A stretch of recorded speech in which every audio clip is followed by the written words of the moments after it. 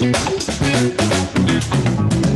guys, welcome to another episode of the Service Without Excuses podcast. We are so glad to have you here tonight, and I am going off on the technical side tonight with a true master and icon in the restoration industry. He's been at it a long time, a very long time. He probably doesn't want me to share exactly how long that is, but he is an esteemed expert, and I love having the technical side among being the marketing side as well. I love the technical side and understanding. His name is David Sweet. David lives in Tampa, and he has MIT technologies, if I have that correct, technology or consulting training. He is a trainer. He actually works with a very good friend of mine, Sean Ivory. I've mentioned him numerous times on the podcast of a way to do things right. In fact, he's in my book too as well about doing things right. Welcome, my friend. Please tell our audience a little bit about yourself, David. Alrighty. Well, my name's David Sweet. I do run a full-service restoration firm here in Florida, in Tampa. Although we service across the state for appropriate-sized jobs. We always like big jobs. We also have a industrial hygiene practice. I do a pretty fair amount of expert witness work, consulting, and litigation as well. And of course, I trained the industry on standards, best practice, water damage, etc. What makes people truly competent? It's kind of a passion of mine. I think the vast majority of our industry just simply does not get the education that they need to even know what the right thing to do is, let alone actually be able to do it. We have tons and tons of outcome-based education and almost nothing teaching us to be competent in the way of restoring. So we spend a pretty much fair time doing that. I'm probably on the road 20, 25 weeks out of the year. My wife's kind enough to share me with these other folks. By background, I actually have a finance degree and a management degree and a biochemistry minor from Florida State University. Go Noles. And I originally started my career in investment banking and mergers and acquisitions. At some point, my dad kind of suckered me into helping him a little bit when I was in between jobs. And about 6 months later, I became an adjuster. I was an adjuster and general adjuster for probably the better part of the 90s. Started my first company in 1999 and have been doing this full time since. So that's awesome. Is that a good roundup? That is a very good roundup. It's a nice, diverse background. I used to years ago work for a large franchise company. If you're in the industry, you know ServPro, and I was a technical trainer. And I can think about times back when we did things. This is a long time ago, 80s, 90s, somewhere late 80s, 90s, where we just didn't do things correctly. At the time, we probably thought we were. I certainly didn't know any better. The person that trained me said, this is how you do it. So, if your boss or whoever is supervising you says you should do something right, this is the way you should do it. This is the way our company does it. This is the way I feel you should do it. This is how you're going to do it. So we did it that way. Long story short, we had our best intentions of what we were going to do. One of the big things I want to talk about in this podcast was best intentions. And the name of the podcast is called Service Without Excuses. And when you're providing a service and you're doing the job right, you're doing the job right. You're doing the job the customer's paying you to and for. When you're not doing, you're making an excuse, and everything before is a reason. Everything afterwards is an excuse. One of the things I want to talk about is I think restorers have the best of intentions. I think people that go into homes and businesses to dry out their properties, to put it back in place the way it was before, they have the best of intentions. They're good people. Most of them that I've met are really, really great people. And I think they have the right intentions, but I think there might be a lack of just the confidence in order to do it, the confidence and ability. And also, the culture of sometimes the insurance companies to beat down upon them, saying, no, this is how you're going to do it because this is how our particular vendors do it, and you're going to follow in line with that. What's your 10 cents on that? Probably 20 cents, because that was a lot to ask. So in the event that I offend anybody as we go forward, it's never my intention. It's all good. But good friends stab you in the front if necessary, right? That's the difference between good friend and enemy. Very true. I'd rather tell you the truth and give you the opportunity to engage it, because ultimately I think you benefit more from it than whatever you might benefit remaining very comfortably in maybe a little bit less knowledge and understanding. So I don't know a single restorer that I work with that isn't actually an excellent person. And none of them, nobody that I know leaves their wives and families at, on Christmas morning that doesn't really have a heart to serve folks. It's just not the kind of industry you do. Nobody's making a gazillion dollars doing this. You don't hear about the head of a local independent insurance or a restoration firm getting his $18 million bonus. That's the insurance company where that happens, not with us. So people's intent generally isn't that. So having said all of that, it's very, very difficult to do the right thing if you don't know what the right thing is. And what I tell folks is, if you give me the ability to train you, you've given me the ability to shape the way you think and what you understand, which means I can omit certain little tiny critical elements. And if I do that, you will come to a different conclusion with 4 of 6 facts than you would with all 6 facts. A really good example of that is if I only give you a moisture meter that measures non-penetrating, most people don't know that the impedance meter inside of those, or the radio frequency, only measures about 1/2 inch. Walls are 5.5 inches thick in most places. So measuring the first 1/2 inch and averaging that reading, which means it could be much wetter behind than it is on top, and it's averaging those readings, can give you one outcome where you think that you are competent, completely trained, and understand that particular fact. So you can go out and you can do inspections, and with complete integrity, you can say structures are dry in 3 days, 4 days, because you know what? That first 1/2 inch is using that meter. However, if you happen to understand the limitation of that meter, if somebody teaches you different and trains you different, you understand that if I use a pair of 3.5 inch screws or deep probes, or I call it DAMP, a deep assessment moisture profile. If I can use probes that are long enough, I can get through the entire depth or the better part of the depth of that assembly. And then I really know how wet it is. All I really know with that non-penetrating meter is my first 1/2 inch of reading. Well, that's the first 1/2 inch of reading of a 5.5 inch, and I'm trying to find the center of this. There we go, of a 5.5 inch wall. So if you are incompletely trained, or somebody trains you with a particular outcome in mind and not the pursuit of truth, what you don't know, you can't do. So we have tons of companies running around using non-penetrating meters, not as they were intended to be used as survey devices, but they're using them to clear properties. And with the best of intent, if they don't know any different, if nobody's ever taught or trained them or told them differently, they will get up, put their hand on a Bible, they'll swear, they'll raise their right hand, and in a court of law say it was dry, it was dry, it was dry.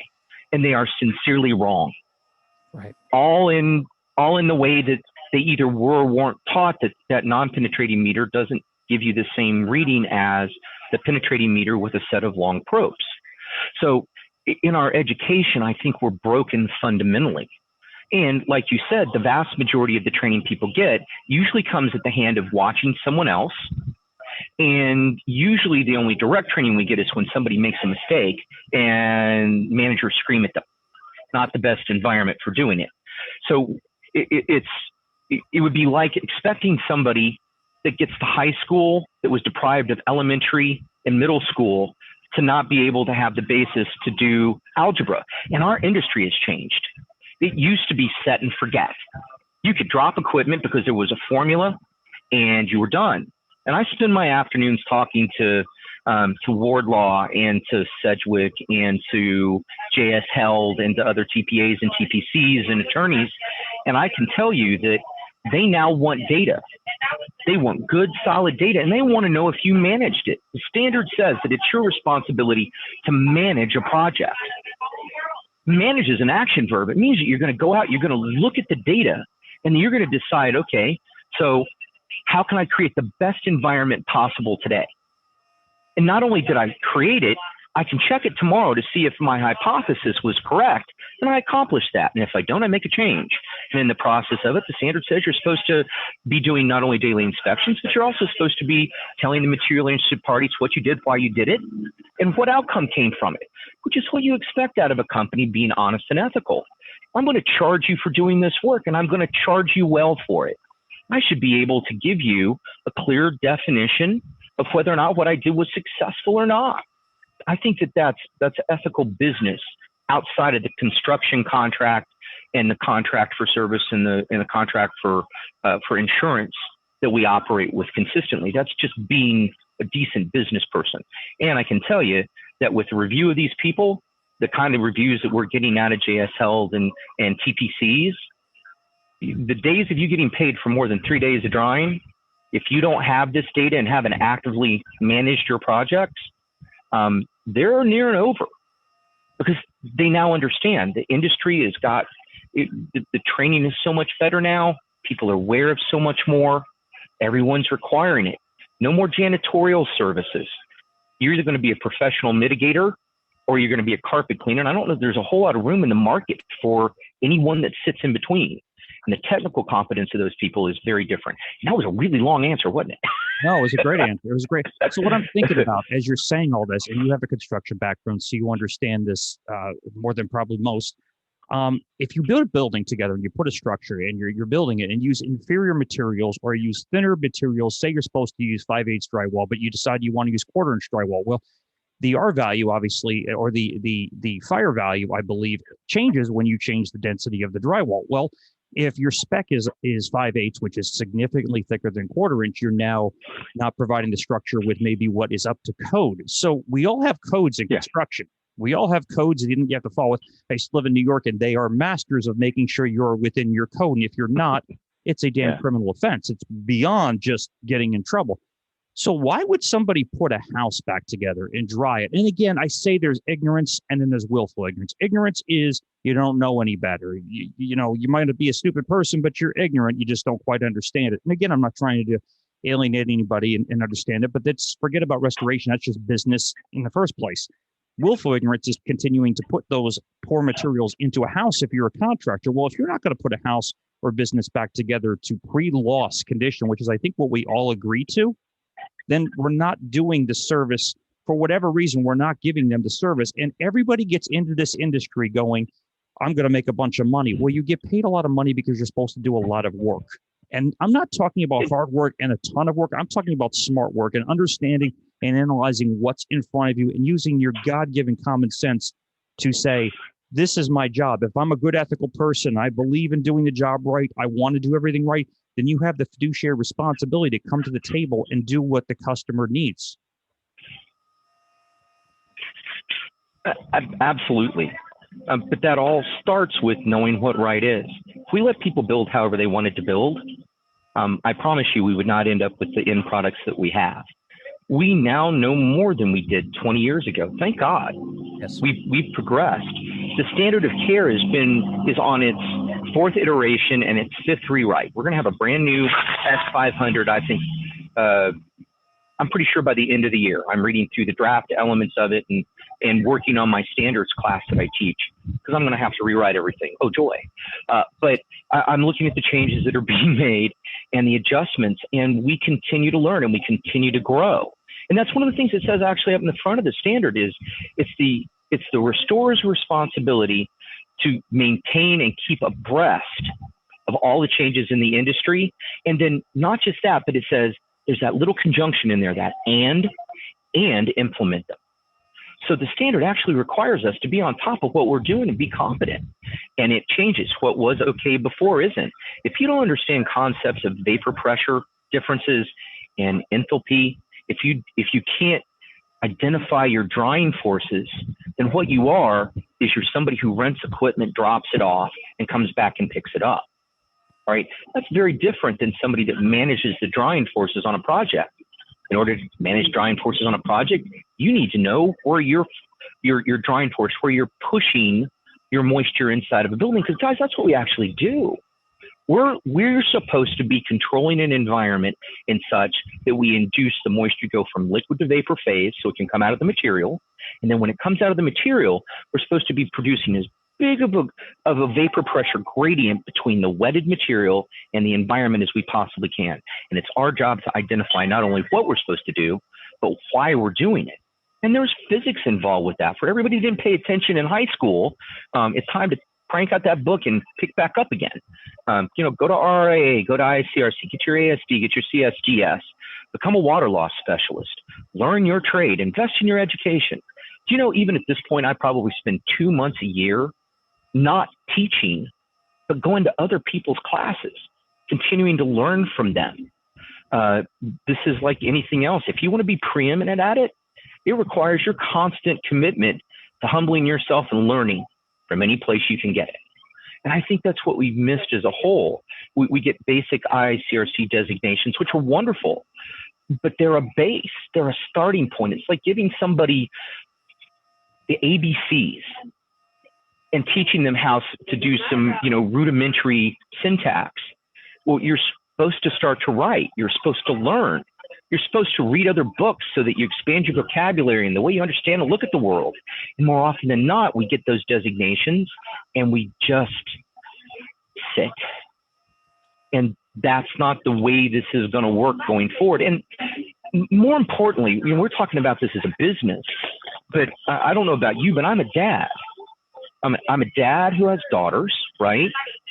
I have a great gray Weimaraner that I absolutely love. Her name is Gracie Love. I have grandparents, I have aunts, and I have uncles, all right? And they have little ones. And at some point, in the not too soon future, I hope, I'm going to have grandkids. And we forget that every day we go out into these structures and it may be a structure, but it's occupied by people who are loved and love people. We hold the fate of the economic fate of their homes and of their health within our hands. When we are competent, we make safe, healthy homes. And when we're not, we create nightmares. And I can tell you, because a lot of the work I do here in Florida is actually follow behinds from incompletely dried structures that turn a drying job that should be, the national average for drying is about 10 or 11 grand. Our average for drying projects is sometimes 2 or 3 times that, because we have inspection techniques that other people don't know. We use tools that other people don't use.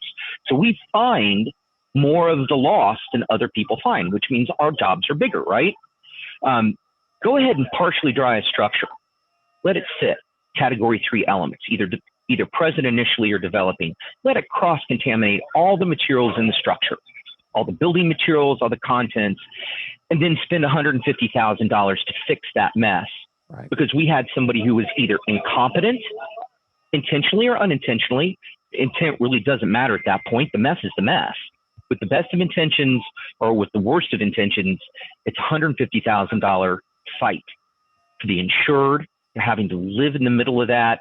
It turns something that shouldn't be contentious into something that is ultimately typically very contentious.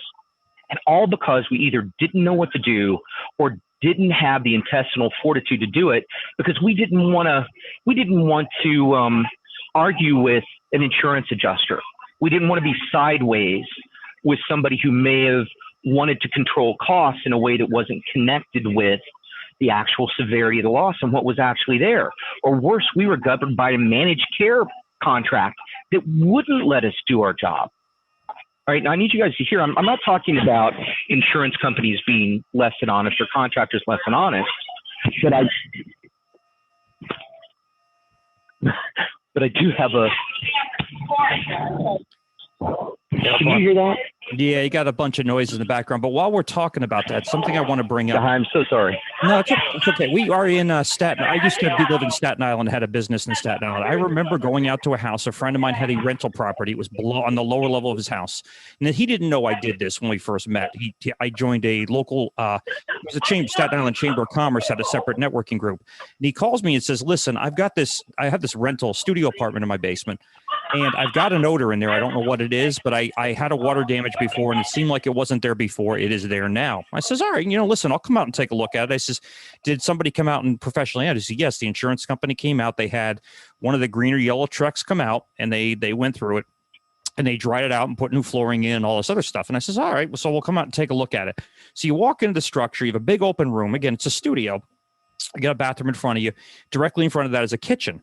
And I noticed in the kitchen that things were cupped a little bit. The cabinets were cupped. The ceiling was starting to cup quite a bit.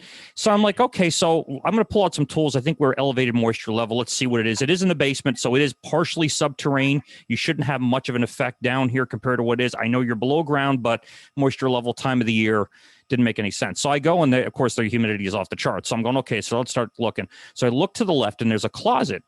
And I pull back a little section behind the closet, and behind there, a forest is growing. And I'm not talking about a forest that people run through that are happy that there's a forest and it's green, it's beautiful.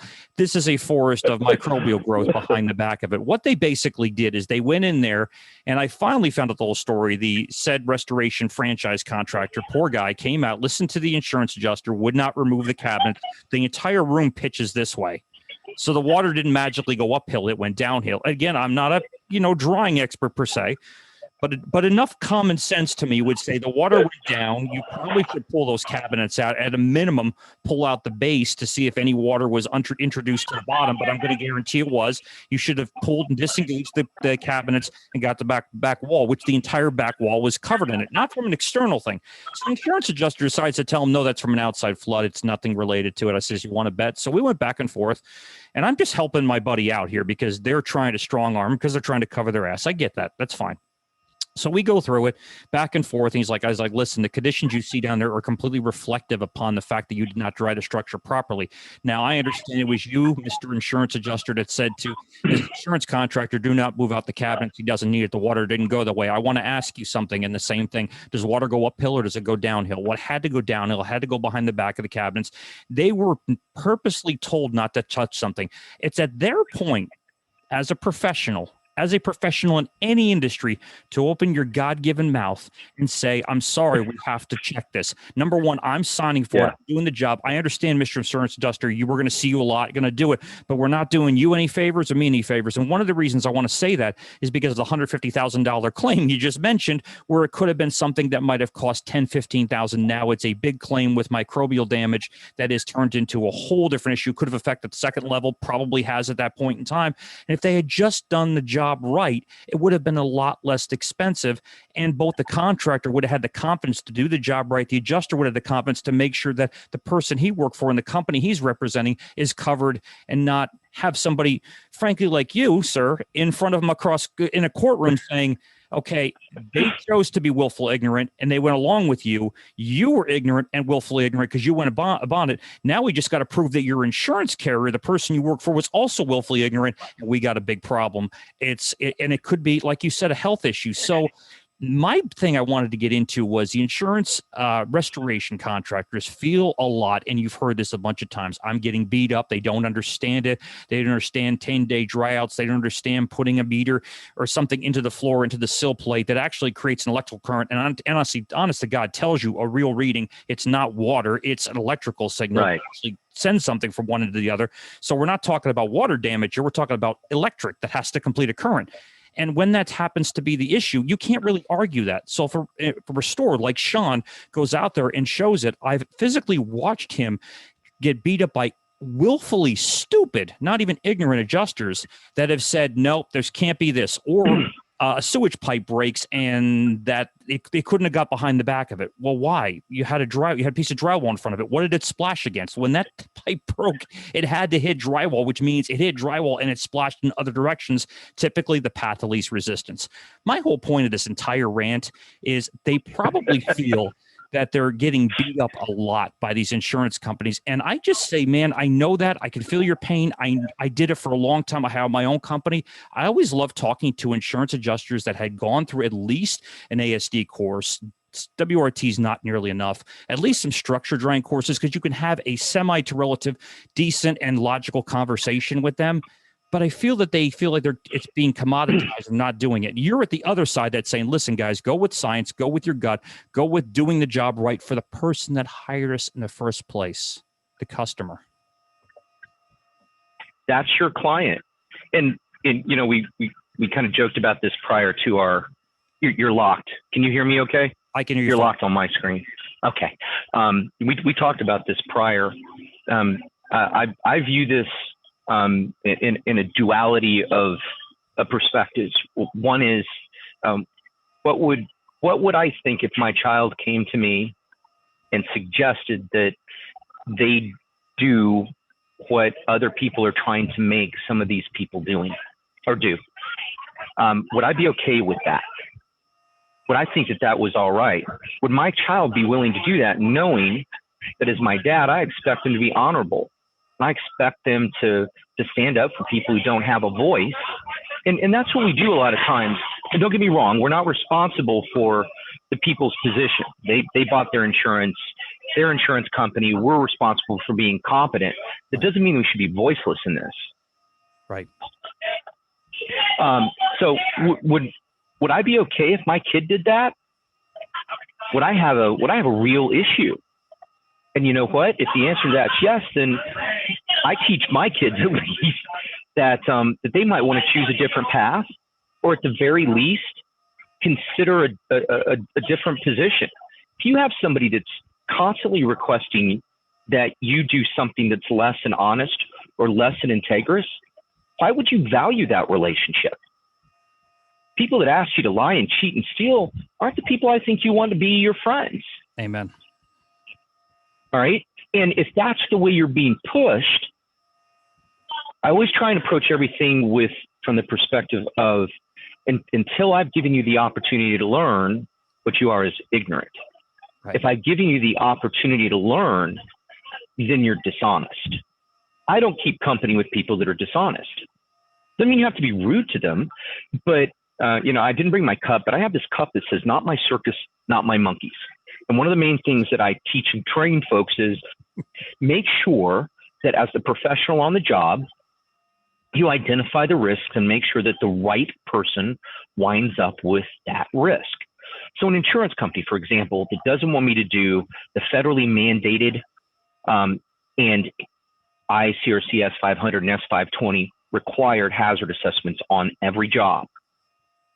All right. If you don't want me to do that, then can you please send over on your letterhead that you would like for all of these tests to not be taken?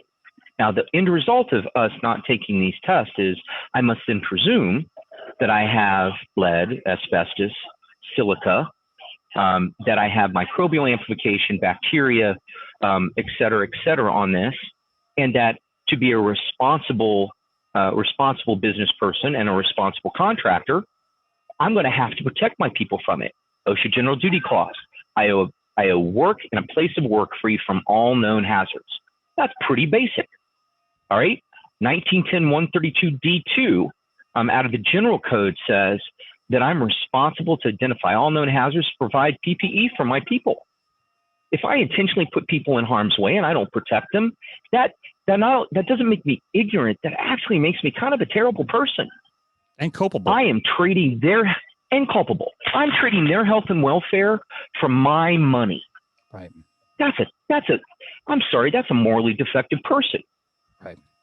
But it happens every day, all day long. So it's easy to turn carriers and get coverage extended a lot of times if you just simply know what the standard of care is and make them responsible for the lack of execution.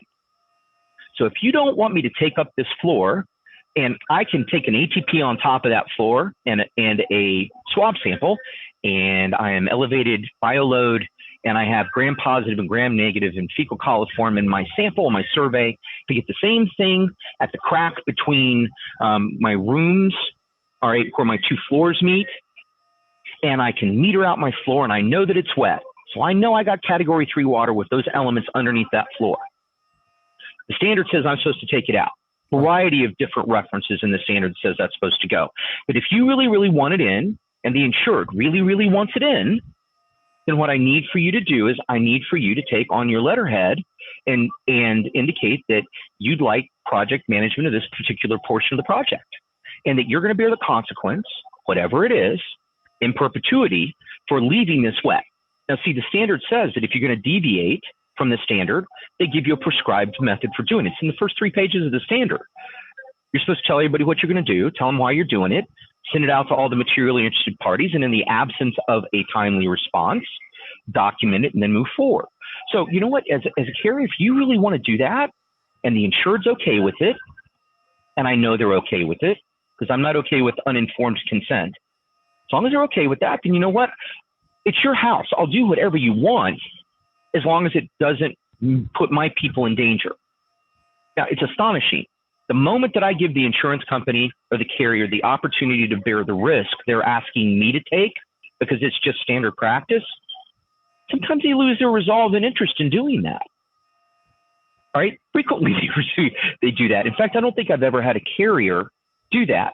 But the process of understanding how to document your claim, tie it to standard statute of best practice or regulation, and then do the right thing for your client, which is make it a sunshine transaction. If you've been to Sean's shop, you see up on the wall that I leave when I train. Number one, tell the truth. Number two, do the right thing, even when it's the hard thing. Number three, be transparent. Number four, if it's not documented, it never happened. Right. These are the first four things that go up as I train these people. I want you to tell the truth because the facts are stubborn things. I have a coffee cup for that too. If you provide facts to all the materially interested parties and then say, I as a professional am not willing to do that. Maybe this is a great takeaway for the people that are trying to transition themselves out of preferred vendor work or out of a franchise model where they may not agree with what's going on. If you'd like for me to do it and you'd like to take responsibility for it, then all you have to do is let me know that. All right? And you're going to protect the client because it's your decision as a carrier, not their client. The insured wants it done properly. I'm a contractor. I want to do it properly.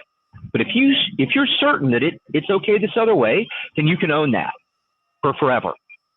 Do you want to do that? So maybe this is how you begin to back out all these programs that may lack the understanding or ability to be able to do that kind of work. We want to ensure that at the end of the day, my job is to protect my client, whether it's their structure or educating them about what's going on. They need to realize what kind of liability they're taking on when they allow things to kind of be ramrodded through. Dry in 3 days, really? Because the meter says this. Would you prefer to have the meter determine when it's dry, or would you prefer to have the insured or the adjuster that's come through that has no background, that's never dried a structure, tell you that it just should be dry? If you'd like that, we'll give that to you, but we have a couple of releases we need for you to sign in the process of doing that, and I would highly recommend it's not. Can I give you a couple of articles? Here's something I wanted to get into too as well, and you're bringing it up really, really well. The risk factors. So you're a mitigation contractor. Let's just say you're like me. I did a couple $1 million a year. That's mid-size at restoration. That's not tiny. That's not big. But for me, the couple $1 million a year, I can probably afford one attorney that maybe can help me in my situation. And I may spend up to $50,000 doing that. I've been in a situation where I've had to hire an attorney to defend us. Thank God we did everything right and everything was above board. And my staff did the same thing. But, anybody can sue for anything or try to come at you for anything. So my point is, an insurance company, let's say you're the Red Insurance Company, your State Farm, your Allstate, they probably have more than one attorney on retainer, I would imagine. I know times are tough, but if you think that you're one lawyer and your bank book is going to beat or win against a series of lawyers that have their interest at part, you probably are going to lose a lot more than the 50 grand. My point is, you can't afford to do it wrong. You might think, what's the worst case scenario? I get sued. I pay out. My insurance company pays out $100,000, $200,000. No, because you're liable, number one, for doing it. And you knowingly did something wrong. And the insurance company is going to cover their ass. And you're going to try to cover your ass, but you can't because you're never going to win that argument. It just doesn't happen. I have friends that have done that. I have one particular gentleman I want to have here on the podcast that had his entire life run through the mill by an insurance company. He didn't do anything wrong, but they were ready to go after him because he was making some very, very serious points. My whole point is, you can't afford to do it. I can't see, somebody just weighing that option and saying that's a risk I'm going to take. It's not a risk. It's a stupid move. But the real question here is, what's safe? It always comes down to definitions, right? Is how do you ground out safe? Because the carrier shows up on a job and 4 days in, and their opinion is that it should be dry by now if you knew what you were doing, and you're probably a crook if it's not. Well, the facts, using a moisture meter with a penetrating invasive damp reading from it, are that it's still 31% moisture content. You're just getting ready to go from constant drying rate to falling drying rate at that point. Right. You're right on the edge of it, 3 days in, which, by the way, that means that at 3 or 4 days, you really have not dried anything in the structure. Typically, you've just evaporated all the water that went into the rest of the hygroscopic materials throughout the structure and gotten rid of your free water. You haven't really dried any water in any of your materials. And if that's how long people typically dry, I can promise you that they leave every single structure wet. Not a little wet, not 15%. And I hope it's not 16 so it'll support growth. I mean sopping wet, because these are the jobs that I'm on routinely, and the physics are the physics are the physics. But how do you know what right is? Because opinion to opinion, all right, they, by sheer weight and force of their attorneys and their ability to pursue you, you can't overcome. It's very difficult to overcome their opinion because they're just so big and so powerful. But I will tell you that if you actually have really solid science, and if you followed the standard, if you documented what you did, if you ran your project properly, daily reports to the carrier, make them responsible every day to tell you if they don't like what's going on. The standard requires daily reports. It's in huge sections. You're supposed to take your psychometric readings and your dehumidifier readings and your moisture readings. That's every day. And then tell them how you adjusted it to make it better. Because if you don't create the narrative, they'll create one for you, and theirs will never be kind to you typically. All right? So how do you find what right is? And in our particular world right now, right is what survives at trial. And having done dozens and dozens of trials and hundreds of depositions, I'm going to tell you that what will sustain you is statute. That's a federal statute, state regulations, codes, the IICRC, the IICRC and the associated other D7338, the STM documents that go along with it and ground it out. Those and best practice you can defend. And what they want to do is they want to bring their facts, and their facts are this: you charged more than we think is fair. That makes you dishonest.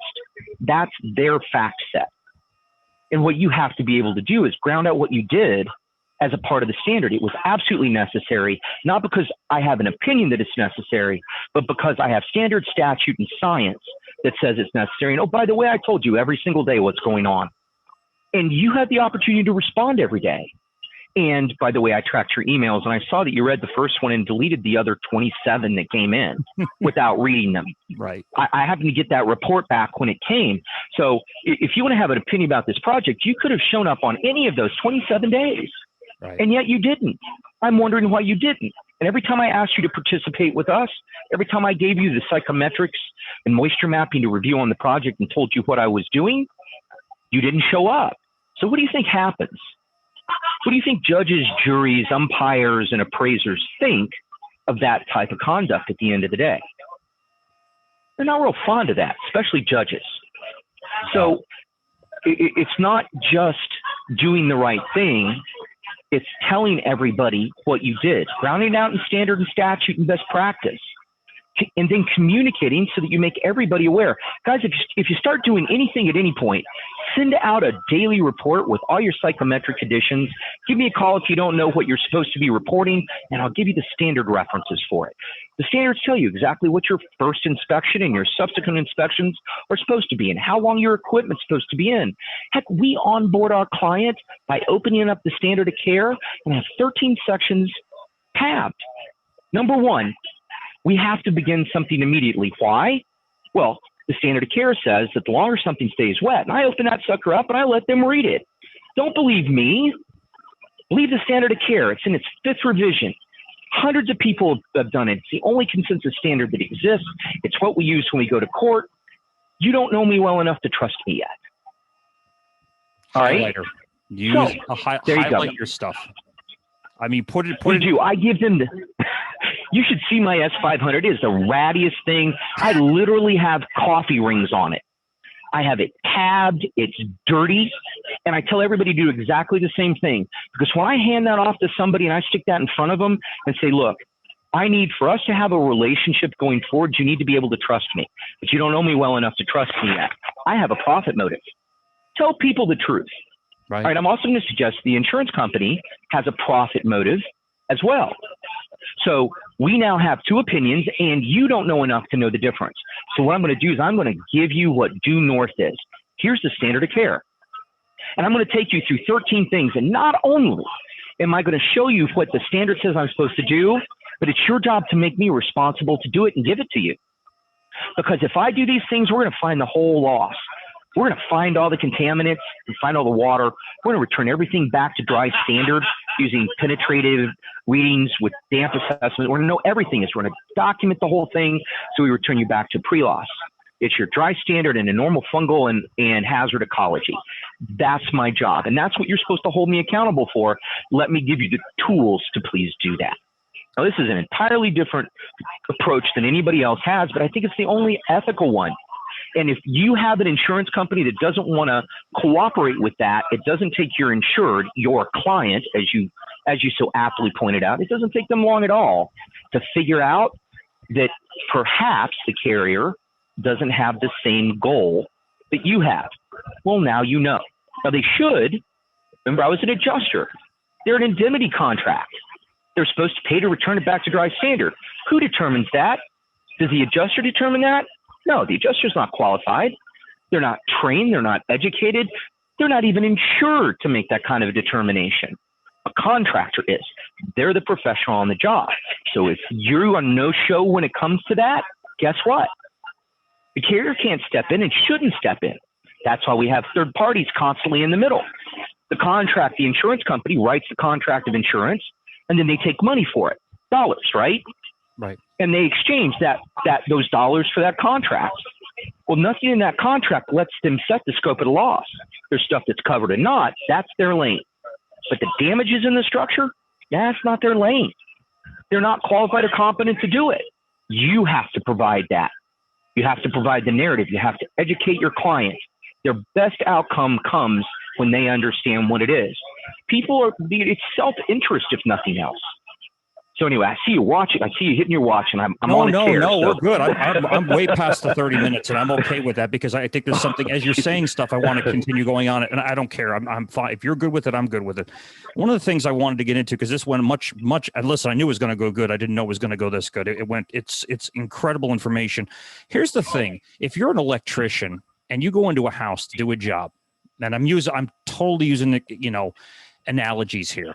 You're an electrician. You go in, you open up the wall, you find a couple, 3 wires that are loose, that are not in there correctly. Maybe they're not even Romex anymore. They're just, old, crappy, filtered down file. Do you leave them in the wall and walk away? Well, the law says you don't. The law says you got to fix it. You opened it. And if you don't fix it, you're responsible. My conjecture in this is pre-loss condition is no different. If you're going into a home and say there's other circumstances, special circumstances, we'll call them, going on in the property that have been affected, and you can't get it back to pre-loss because they already had other stuff before. Now you can go and say, okay, well, that wasn't part of the water damage. Maybe you're right. Maybe you're right in that assessment. Here's my analogy to it, just like the electrician. You can't leave it. Even if the insurance company says, no, that's a separate issue, that's a separate thing, it didn't have anything to do with it. You can't just walk away from that and go, oh, well, that wasn't part of the claim. I don't care. It is what it is. You can't do that. If an electrician can't go into a house and leave open, exposed wires that could potentially burn down the house and hurt people, why would you expect that you could do the same thing in a house under the pretenses that, well, it's maybe not part of it? Pre-loss condition means it has to be back in the condition it was before the damage occurred, before the damage happened. If there's other special circumstances, then you need, as the professional, to address that just like an electrician would do. Yeah, you're absolutely correct. So there's 2 concepts in that. If you have prior water damage that is reaffected by your current water damage, and maybe the prior water damage is left components, that require attention. This is why we like the standard of care, the standards of care. And OSHA says you're supposed to find all hazards, right? Well, you have a hazard that's involved in this loss, and there's no way you're going to clear this loss without clearing that loss too, because you can't isolate one from the other. There's a whole body of law called concurrent loss doctrine that says where those two places cross, they are concurrent losses. All right. In most states, and this is where I say I'm not an attorney, I didn't sleep at Holiday Inn, so I'm not going to play one today. So contact your local professional, your local attorneys that do. Guys, don't use attorneys that aren't property and casualty plaintiff attorneys. All right. Just because they have Esquire or P after their name does not mean they're competent in the subject matter. So, again, call me if you need to find somebody. I know lots and lots of people over, but make sure you know the difference. All right, because just because he's an attorney doesn't mean he's qualified. If that loss is like that, the standard of care requires you to not only discover it, but it requires you to actually deal with it as well. You can't isolate those one area off the other area. All right, you're going to have to do that inspection. In fact, D7338 is an ASTM standard that says that you actually have to go, if necessary, layer by layer of materials. So think cabinets, drywall, interstitial, right? To multiple layers of floor. You have to investigate to see if there is contaminants that need to be remediated. Everybody, if they understood the standard, they realize that not only do they have permission granted by the standard, but it has the standard should. Should means in the standard, if you don't do me, you haven't met the definition or the requirement of the standard of care. That's a should, all right? These are shoulds in the standard. You should check behind cabinets. You should check voids. You should check in floor assemblies. All this kind of stuff you're supposed to be doing. And if you come across pre-existing damage, then you're an honest, honorable person. You make everybody aware of it. The insurance company has a necessity of denying it. Then that's their choice. But then they become responsible for it. Not my circus, not my monkey. My circus and my monkey is full disclosure. My circus and my monkey is isolating and protecting my people. Do you know that the very first thing the standard says you're supposed to do is actually protect occupant and worker before you owe a duty to the project as a whole, which is actually OSHA doctrine. Right. We don't realize the brilliance of the people who sat and spent the last 25 years writing the standards. If you never listen to a standard thing, they'll fight 3 months over a definition. So the way they write it means something. It's intentional. And they give you the amazing freedom to be an outstanding professional. And at the same time, they also give you the obligation to do it. There's wording that says, if you think that there's an issue behind a wall, then you have to go look. Did you know the standard says that? Right. It absolutely does. Even if you see no damage on one side, but your professional experience says there's an issue behind it, you are obligated by the standard to go look. We don't leave damage behind.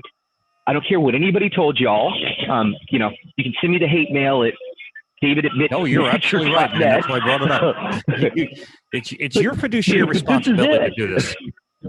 Yes, it is. And it's your obligation as an honorable person. Yes. Maybe I sound too conservative or Republican for some of the listeners, and I honestly don't care. Right. We build lives and relationships and communities by serving one another. And if people can't trust you for your word and do the right thing, why in the world did you show up to work? And a life that is bereft of that, all right?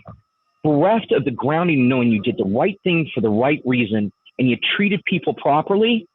Because I don't know why you get up in the morning to go do that. Would your dad could get a hold of you when you did that? Would he tan your behind? I think about that frequently. My dad was an honorable man. If he saw me doing this, if he watched me make a compromise like that wasn't for my client's best interest or just wasn't the right thing in general, would he yank me up, take me back, and wear me out with his belt? If the answer to that is yes, and probably my consequence for doing that is going to be far outweighed by the damage that's done. And guys, nothing goes away anymore. All right. Your work, your deeds, your intent, man, it finds you out. Do something evil. Take a look at the paper. Watch all the people going to jail right now. Right. All right. You may be able to hide stuff for a while. Honorable never goes out of style. And it may be slow and it may be unpopular and it may be hard, but it's the right thing to do. And nobody goes to jail generally for doing the right thing. Makes sense? They're doing the. I mean, you're taking and you're doing what is right. You were raised this way to do it. You can't expect to continue to do something over and over. I mean, think about this. I think this saying comes to my head. What's the definition of insanity? What is the definition of insanity? It's doing the same thing over and over again, expecting a different result. And if you do the same thing you've been doing, you're going to get what you've always got. And if it's still you feel like you're getting beat up and you're not winning it and you're not getting cooperation on both sides because you're continuing to do the same circle. People do it in relationships. They marry the same people over and over again, expecting it's going to be something different. They associate with their friends, the friends that got all kinds of other issues. Well, if you're associated with a bunch of friends that have drug and alcohol issues, there's a good chance that's going to rub off on you, not in a positive way. So you have to separate yourself away from that. You have to be able to do something different. And to me, any forget that it's restoration work, just in general, running a business responsibly and profitably, you will never go wrong building your reputation, but you could tear it down real quick by making one stupid judgment to shortcut something. Yeah, you're absolutely correct. A mistake today is a mistake. A mistake hidden tomorrow is fraud. Right. And all it takes is one. All right. There's no, when I'm training, I tell people that the cheapest you are ever going to get out of reputationally and monetarily, the cheapest way out of a mistake is to own it today. Right. Own it, fix it, talk to the materially interested parties, tell them exactly what happened, and then assure them or gain their agreement that your correction is adequate. For that, take the money off associated not only with your correction, but also with the mistake itself. If I screw up a drying job for a day, I take the charges off my bill. All right? Because that's what an honest person does. You know what? We didn't do our best possible job for you, and I'm going to hold me accountable so you don't have to. I hate to go all Sunday morning on you, but judge not lest you be judged. Keep your own house in order. Keep everything all nice and tidy. And then other people don't have to go do it for you. And if you are transparent, all the better. Because you've already buried, if anybody's less than honest, they're buried long before they know they're buried. Let me work a job for 40 days, be unresponsive to me, let me turn my file in, and they have no idea that their goose is cooked. Not that I did anything wrong. Not that I was trying to, to take advantage of them or get them, because that's never my intent. Most insurance people they aren't terrible people. They're just people trying to feed their family, right. And they don't know what you know. All right. And if they do know what you know, they're probably afraid that they're going to miss a bonus or lose a job. When they approve a $40,000 project and thought it was going to be 10, you realize that there are complications and consequences a lot of time for these people for that. Right. All right. They did not do what they thought they should do. They didn't meet their expected performance. So anyway, take care of this stuff right up front. Make sure everybody knows about it. Take it off the bill. All right. At the end of the day, own your mess now. It's the cheapest thing you'll ever do, and you will build trust of any party that's honorable. Now, some people aren't going to be honorable. Let's just face it. There's companies that will not return my phone call. I have spanked them in court multiple times. They know I'm right. They've seen my document, and yet they show up on the project, and the adjuster will say, "Well, I've never seen this much equipment on a project." Bob, you're on a project last week, and we've done 40 losses, and you paid me for every single one, darn near in full. So I think that's a little disingenuous for you to suggest you've never seen anything like this. But the better question is, do I have my drying calculation? Do I have my dehumidification capacity? Actually, here I do. And here it is for you. Yep. Would you like to review it? And let me know if you have any questions. It went to you 2 days ago in my day 1, day 2 report, but nobody got back to me. So if you think that my drying forces are incorrect and you'd like to modify them, I'm super happy to have that discussion. If you want to change anything, as long as you're going to be responsible for it, then okay. I'm not trying to be difficult. I'm trying to do my job right. But if you'd like to, and by the way, you have to know that anytime an insurance company asks you to do something, there's an argument that says they've actually activated, they have a clause that's a repair replace clause. All right, they can take over a project anytime they want. They can execute their right to repair, and that's the language associated with the right to repair.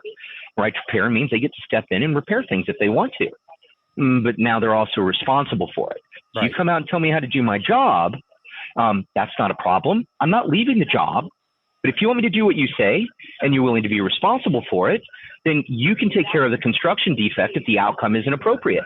If you want to do that and the insured's okay with that, because I work for the insured, not for you, happy to do whatever you'd like to do. And you don't need to be snarky, guys.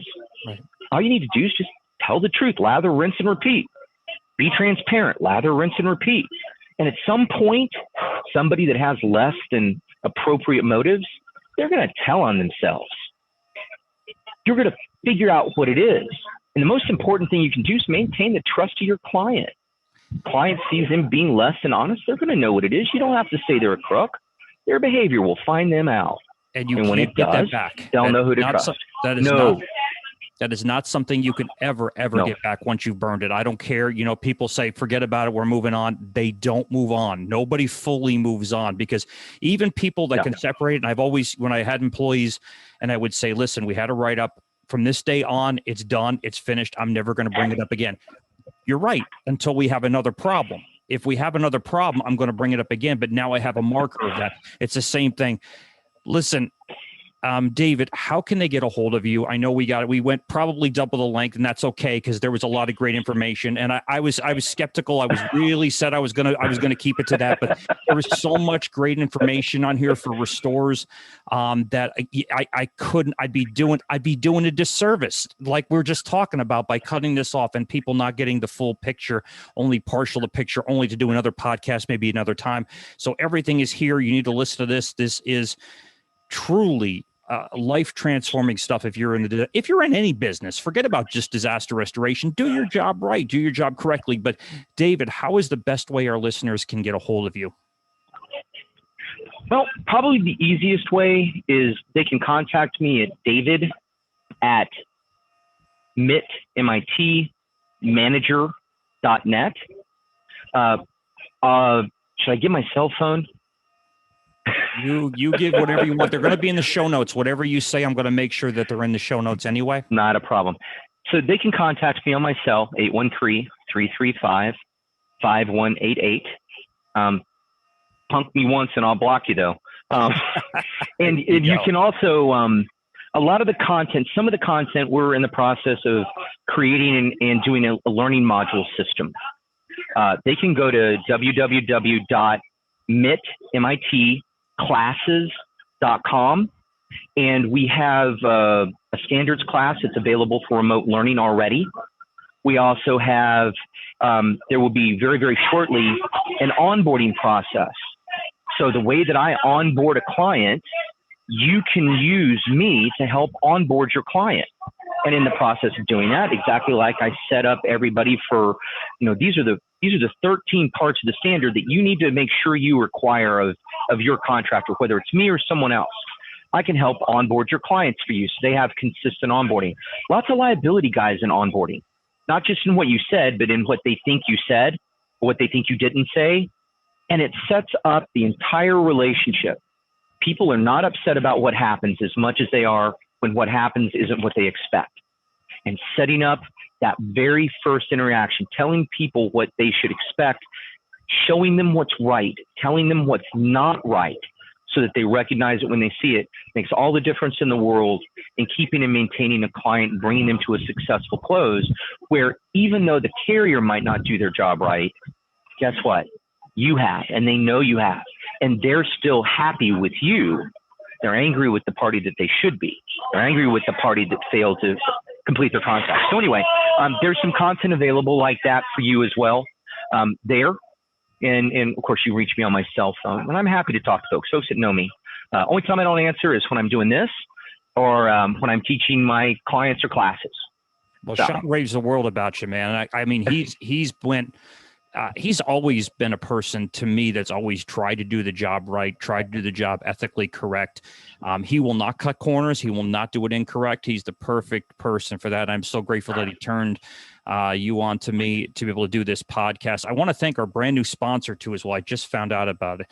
I am writing a book about review management software, review management period, and reviews, and the power of reviews and the power of feedback that others say about you, which kind of lies into a little bit of what we're talking about today. But the name of the company is So Tell Us, and they've been at it for quite a while. I use them personally in my business. I love them. They track all my reviews, and they're great. But you can go to sotellus.com. That's SOTELLUS.com/Rob M. Lyon, ROBMLYON, and you can get some great stuff. And they're going to do some special things for people that do actually listen to this. But I just found out a couple minutes ago I have them, and I've been Troy actually, after we did an interview, mentioned it to me, and I am big on review management, and I'm big on people's opinions of you. And this whole podcast really is about, not giving excuses and giving that level of customer service and client service that they deserve. It seems to be a dying thing. Well, what you heard right here in this podcast from David, and the minimal amount that I was able to interject on something, it was telling you that you need to do the job you were hired for in the first place, because you're responsible both financially but also ethically. If you would do a different job in your house, shame on you. If you wouldn't do a job correctly, make sure you take the time to do things right, communicate effectively. And David, I can't thank you enough for being on here. I will make sure that's in the show notes at the bottom. You did incredible, which I knew you would, and I can't wait to get the feedback from people out there. Again, thank you so much, David Sweet. I appreciate it. Not a problem. You have a great one. Thanks for having me. Thanks, brother.